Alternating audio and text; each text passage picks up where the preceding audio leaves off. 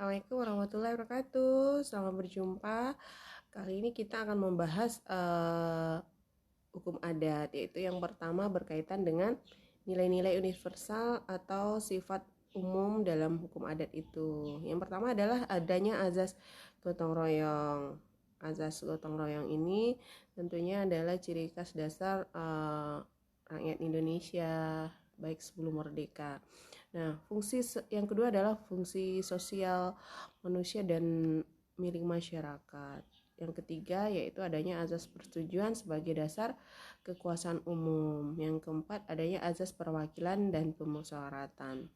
Nah, adapun untuk corak atau sifat khusus dalam hukum adat yang pertama yaitu komunal atau kebersamaan. Artinya manusia merupakan makhluk dalam ikatan masyarakat yang erat, kebiasaan tolong menolong itu contohnya, dan adanya saling toleransi dan sama-sama memikul beban yang ada dalam masyarakat, seperti kalau ada acara perkawinan itu masyarakat berkumpul untuk saling membantu dan saling bersama-sama agar acaranya terlaksana dengan baik. Nah, untuk corak yang kedua itu adalah religio magis. Religio magis itu adalah mempercayai dan menghormati kekuatan luar biasa yang ada di luar manusia itu sendiri. Seperti adanya upacara adat di sini misalnya pemilihan ketua adat atau adanya acara prosesi pada kematian dilakukan secara adat masing-masing, seperti adanya ngaben di Bali, seperti adanya untuk prosesi kematian di Tanah Toraja dan lain-lain.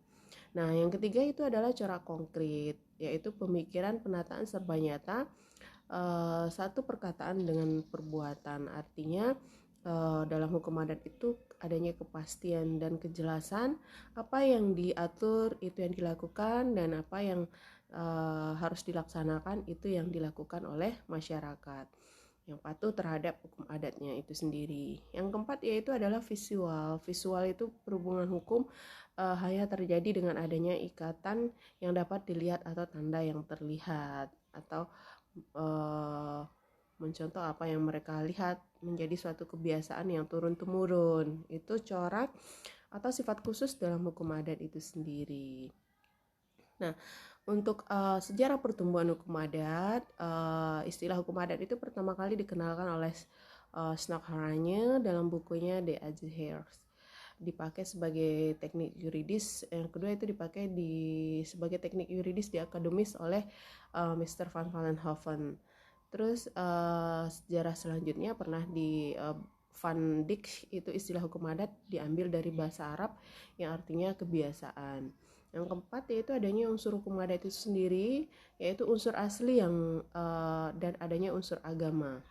Itu sejarah pertumbuhan. Nah, adapun hubungan hukum adat dengan hukum agama, menurut Van de Beek dan Solomon Keiser, hukum adat itu bisa dipersamakan dengan hukum agama, tergantung wilayah masing-masing. Artinya kadang hukum adat itu sudah mencakup apa ciri khas dari agama yang mayoritas di daerah tersebut.